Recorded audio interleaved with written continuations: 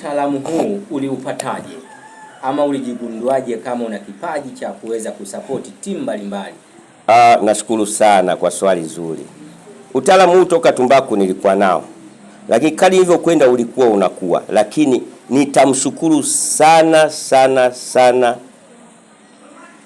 kocha Kibadeni, ndio aliyekuja kuniinua ligi ndogo ya 2007. Ndio aliyeinua sasa kipaji changu, sababu nilipoenda Arusha nilikutana na mtu mmoja tuliokwenda naye, marehemu Hamisi Mwinchumu.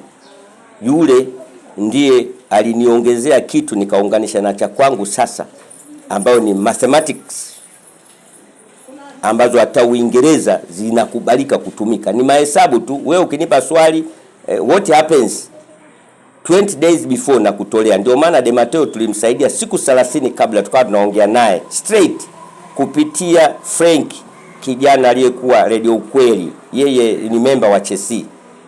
Kwa hiyo ule utaalamu niliupata 2007. Kibadeni ndio aliniibua alipo tukiwa na Moro United. Alisema kama nahitaji ukocha, akanipa kazi. Siku hiyo napambana na Simba pale Dar es Salaam.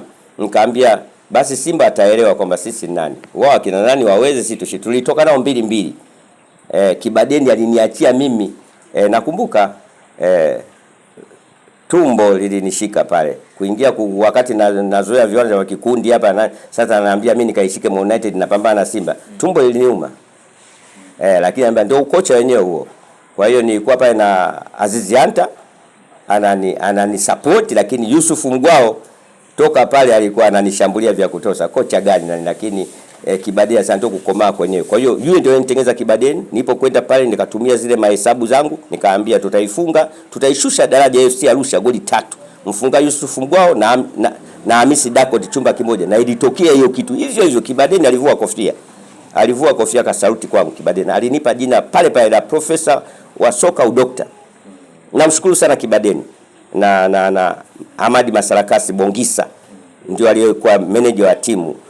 Nilikuwa cancel nisiende na timu kule Arusha, lakini yeye na Kibadeni walinibeba, na kweli nilisupport Man United turudi na heshima ya kuifuta AFC Arusha mpaka kesho kutwa. Ni mimi niwaambia, wakitaka irudi Arusha AFC ni mimi, kwa sababu nyinyi mnasema mpira watu wanaamini vibuyu nini.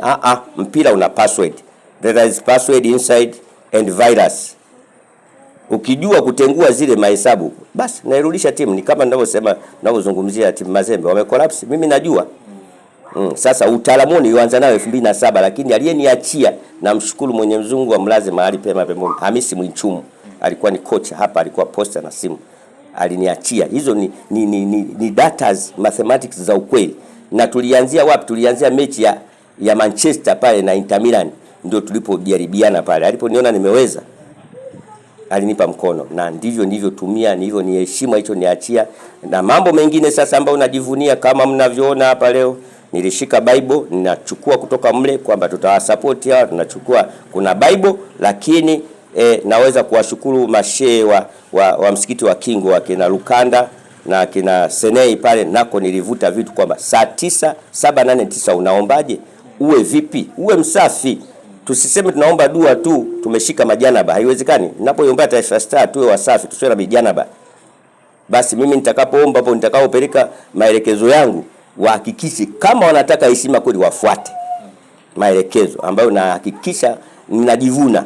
Huyu mheshimiwa mkurugenzi nimemtaja, anapokea, tunaongea naye vizuri sana.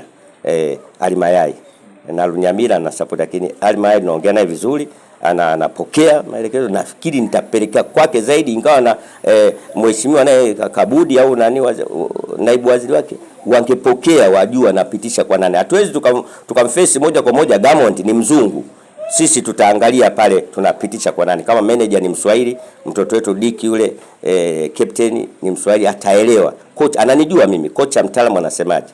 Lakini vitu vinginevyo sasa ndio hivyo vinakuja kwamba jinsi ya uchezaji. Tunamuona yule kijana ametoka Simba, Shomari, basi zile cross zake zisizo za type moja.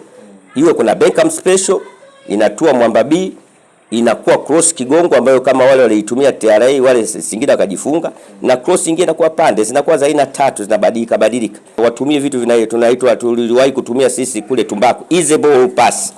Hii Yanga wanasema gusa achia, ni gusa nisetie nende mbele. Wakitumia zile alafu wanapiga mipira kule, Limangu wanasema wanakotagia kuku pale pembeni. Mbona tutafurahi tu, hakuna uchawi. Sawa.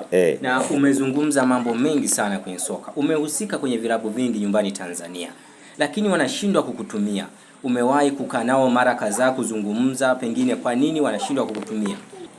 Zaidi ya Kibadeni sijawahi kukaa na kocha zaidi.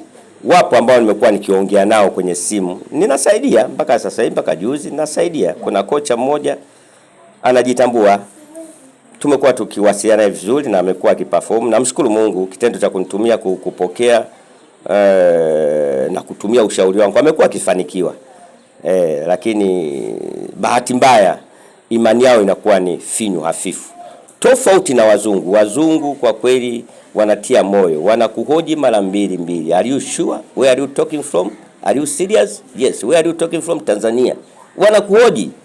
Sasa Tanzania viongozi wetu wanakimbilia tu kuangalia makaratasi. Bado tunafeli. Chukueni mtu mhoji, mpe interview. Basi mimi sasa hivi baada ya kuona situmiki, nina miaka 66 nao. Niko kwenye struggling, kama ya safari hawatoitumia hata viongozi wa juu, basi nimeweza kuona kwamba nina uwezo kuapply nchi za nje na nitapata. Nilishatakiwa niende Nigeria, ni mimi mwenyewe nilihofia kwa sababu sikuwa najua vizuri historia ya kule, lakini tunaweza tukafanya jambo.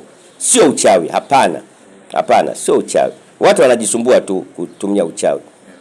Haswa hao Waarabu wanaohangaika nao. Kwangu mimi ni simple sana. Ile goli za Oroya zile ni mimi nilipitisha. Nilimwambia nafikiri niongea na Trageni kama mbona nimemsaidia Mourinho, na mtu mmoja wa serikali naye mpaka juzi nilikuwa naongea naye, alikuwa ni shuhuda wa klabu ya Simba. Alishangaa. Kesho yake anashangaa goli 7. Mimi machozi yalinitoka. Kwa nini kushangaa kwamba kwa nini Tanzania wanakosa imani na watu wazawa wenye vipaji mkatutumia hata bure? Inauma, inasikitisha, inakera. Hata kusoma kwangu kulifikia, nilibidi nifikie sasa mwisho kuona kwamba ninapoteza pesa. Ninachaguliwa nikasome sehemu fulani, unakuta inakuwa cancelled. Inakuwa haiti moyo.